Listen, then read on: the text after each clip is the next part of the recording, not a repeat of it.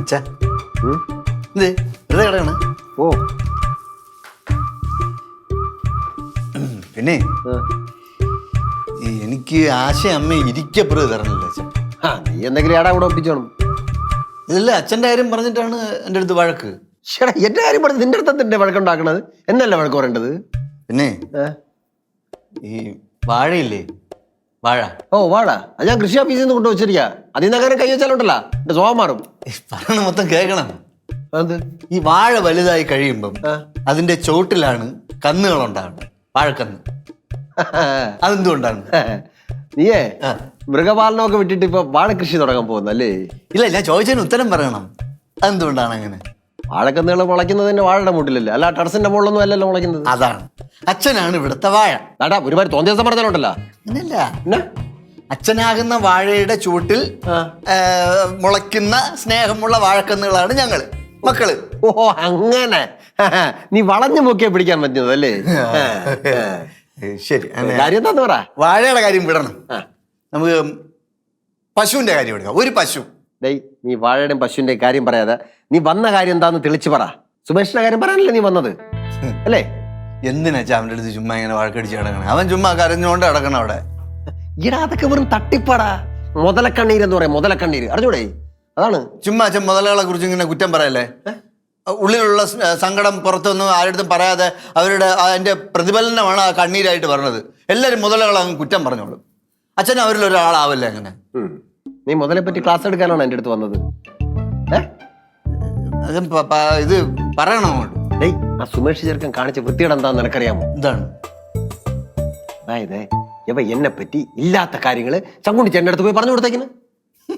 ഓ സത്യയുടെ മക്കളെ. അച്ഛൻ പിശുക്കൻ എന്ന് പറഞ്ഞ അല്ലെ? ഇത് വീട് കുടുംബമൊക്കെ നോക്കാതിരിക്കുന്ന ഒരാള് അങ്ങനെ പറഞ്ഞ എന്താണ് പറഞ്ഞത്? ഇതിൽ ഏതാണ് പറഞ്ഞത്? നീയൊക്കെ എന്നെ പറ്റി മനസ്സിലാക്കി വെച്ചിരിക്കുന്നത് അങ്ങനെയാണ് അല്ലേ? അങ്ങനെയല്ല അച്ഛാ, ഇതല്ലാതെ പിന്നെ അച്ഛനെ പറ്റി വേറെ എന്തോന്ന് പറയാൻ? ഇവൻ ചങ്കുണ്ടിച്ചേൻ്റെ അടുത്ത് പറഞ്ഞിരിക്കുന്നു, കോമൽ കുൽക്കർണി ഇവിടെ എന്നെ വിളിക്കാറുണ്ടെന്നും ഞാനും അവളും തമ്മിൽ ഭയങ്കര സൗഹൃദത്തിലാണ്, അവള് മഹാ കുഴപ്പക്കാരിയാണെന്നൊക്കെ പറഞ്ഞു കൊടുത്തേക്കുന്നു. ഇല്ലാത്ത കാര്യങ്ങൾ ചങ്കുണ്ടിച്ചേൻ്റെ അടുത്ത് പറഞ്ഞ് കുത്തിത്തിരിപ്പുണ്ടാക്കേണ്ട വല്ല കാര്യം ഉണ്ട് അവന്? അവനാണ് പറഞ്ഞെന്ന് ചങ്കുണ്ണി വല്ലച്ചൻ പറഞ്ഞ അച്ഛൻ്റെ അടുത്ത്. അതല്ലേ രസം. ചങ്കുണ്ണി ചേട്ടൻ എന്റെ വഴക്ക് പറയുന്ന കൂട്ടത്തിൽ എൻ്റെ അടുത്ത് പറഞ്ഞു, നിന്റെ മോൻ പറഞ്ഞടാ കാര്യങ്ങളൊക്കെ എന്ന് ചേട്ടന്റെ വായിന്ന് അറിയാതെ അങ്ങ് വീട് പോയി. ദയവായിട്ടാണ് അതങ്ങനെ സംഭവിപ്പിച്ചത്. അതല്ലേ ഞാൻ കാര്യങ്ങൾ അറിഞ്ഞത്. ഒരുപാട് വഴക്ക് പറഞ്ഞ അച്ഛനെ ചങ്കുണ്ണി വല്ലച്ചൻ. കണ്ടുപൊട്ടുന്ന ചീത്ത വിളിച്ച് അമ്മ കേട്ടോണ്ടിരിക്കുന്നു. ഞാൻ ഇനി അമ്മയുടെ പോത്ത് എങ്ങനെ നോക്കുമെന്തോ. നീ എവിടെ പോണോ? പിന്നെ നമ്മുടെ സുഭാഷ് അണ്ണയില്ലേ, സുഭാഷ് അണ്ണൻ ചങ്കുണ്ണി വല്ലച്ചന്റെ വീടിന്റെ 4ാമത്തെ വീട്ടിൽ താമസിക്കണേ. അവിടെ നിന്ന് വളവില്ലേ, സുഭാഷന്റെ കാര്യം ഞങ്ങളിങ്ങനെ സംസാരിച്ചുകൊണ്ടിരിക്കുകയായിരുന്നു. സുഭാഷിന്റെ അനിയുണ്ടല്ലോ, ബാംഗ്ലൂരുള്ള, അവനൊരു നോർത്ത് ഇന്ത്യൻ പെണ്ണിനുമായിട്ട് ഒരു അടുപ്പം. ആ കാര്യം ഇങ്ങനെ പറഞ്ഞുകൊണ്ടിരുന്ന സമയത്ത് ഞാനാണ് പറഞ്ഞ കോമൽ കുൽക്കർണിയുടെ കാര്യം. വൃത്തികെട്ടവനെ, അപ്പൊ നീയാണ് ഈ ഏഷ്യടി മുഴുവൻ ഉണ്ടാക്കി വെച്ചതല്ലേ? അല്ല അങ്ങനെയല്ല, എന്നിട്ട് ഒരു ഉളുപ്പൂല അതിന്റെ അടുത്ത് വന്നിരിക്കാൻ തോന്നില്ലടാ അങ്ങനെ. എടാ ഇതെങ്ങനെ എന്നാലും സ്വന്തം അച്ഛനെ പറ്റി ഇങ്ങനെയൊന്നും പറയാൻ പാടില്ല, മോശമായി പോടാ. അങ്ങനെയല്ല പറഞ്ഞത്. നോർത്ത് ഇന്ത്യക്കാരുടെ കാര്യങ്ങളൊക്കെ ഇങ്ങനെ പറഞ്ഞപ്പോഴത്തേക്ക് അറിയാതെ നമുക്കറിയാന്നുള്ള എനിക്കറിയാന്നുള്ള ഒരാളാണല്ലോ കോമൽ. ഭയങ്കര കടുപ്പം തന്നെ. വെറുതെ ആ സുമേഷിനെ പറ്റി തെറ്റിദ്ധരിച്ചു. ക്ഷമിക്കണം അച്ഛൻ, ക്ഷമിക്കണം. എന്താ ക്ഷമിക്കാൻ? എനിക്ക് എന്റെ ക്ഷമയൊന്നും വേണ്ട. പാവം എടാ സുമേഷേ, മക്കളെ. എന്നാലും സ്വന്തം അച്ഛനെ പറ്റി ഇങ്ങനെ ഒന്നും പറഞ്ഞു നടക്കാൻ പാടില്ല. ഭയങ്കര മോശമായി, ഭയങ്കര മോശമായി. അങ്ങനെ പറഞ്ഞില്ല മക്കളെ. സുമേഷേ, അച്ഛൻ കറങ്ങാൻ പോയതൊന്നും ഞാൻ പറഞ്ഞില്ല അച്ഛാ. മക്കളെ സുമേഷേ, ഈ അച്ഛന്റെ ചക്കരടാ ഉമ്മ. എന്നാലും അച്ഛനെ തെറ്റിദ്ധാരണ അറിയില്ലോ. എയർപോർട്ടിലായിരുന്നു ഭയങ്കരമായിട്ട്. പോട്ടടാ, അതൊക്കെ നീ വിട്ടുകളാ. അതൊക്കെ അന്നേരത്തെ ഒരു ഇതിൽ സംഭവിച്ചു പോയതാ. നിന്റെ അടുത്തൊന്നും പറഞ്ഞപ്പോഴാ എനിക്കൊരു സമാധാനമായത്. എന്തോ ഒരു വീർപ്പിള്ളായിരുന്നു. പോട്ട സാരമില്ലടാ ചക്കരെ, മനസ്സിലായി ആശ്വാസം.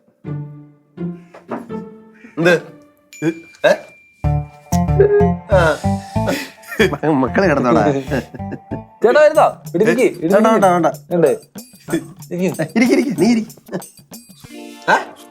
സോറി ഒന്നും പറയണ്ട, ഞാൻ പറഞ്ഞല്ലോ എനിക്ക് എന്റെ അടുത്ത് വർത്താനം പറയാൻ താല്പര്യമില്ലെന്ന്. പോ. മക്കളെ കിടന്നോടാ മക്കളെ. ഒരു നാലൊരു പാട്ട് പാടക്ക. ഒരു നാലൊരു പാട്ട് പാടും. ഏതൊരു പാട്ട് പണ്ട് പണ്ട് പാടുന്ന മക്കൾ ഉറങ്ങിക്കോ. പാട്ടാ.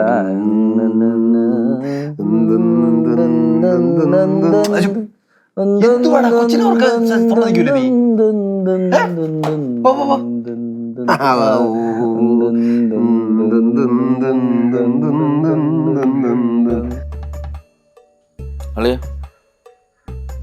അളിയ മാമനിപ്പോ മറ്റേ ചെറുക്കനെയാണ് ഇപ്പൊ സ്നേഹം അല്ലേ അളിയ? എന്നാലും അളിയനെ ഈ കറിവേപ്പില പോലെ എടുത്ത് കളഞ്ഞത് ഒരു കഷ്ടമായിപ്പോയി. അളിയാ ചെറുക്കാൻ പറഞ്ഞ ഒരു കാര്യം അളിയ, ചെറുക്കാൻ പറഞ്ഞ ഒരു കാര്യം കറക്റ്റാണ്. ഈ തിരിച്ചു കിട്ടാത്ത സ്നേഹം മനസ്സിന്റെ ഒരു വിങ്ങലാണ്. അടേ എഴിച്ച് പോടേ, കുറെ നേരമായി നീ വന്നിരുന്നിട്ട് അത് തിരിച്ചിട്ടാത്ത സ്നേഹം വിങ്ങല്.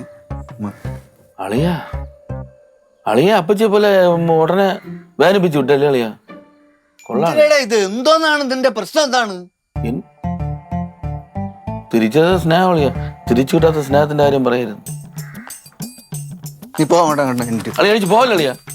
അളിയ കൂടെ ഉള്ളപ്പോഴാണ് എനിക്കൊരു സമാധാനം. അളിയും കൂടെ പോയാൽ പിന്നെ നിന്റെ കൂടെ ഇരിക്കലാണ് എന്റെ സമാധാനക്കേട്. കുറെ നേരമായി ഞാൻ അമ്മണ്ട അവിടെ ഇരിക്കാൻ സമ്മതിക്കൂല.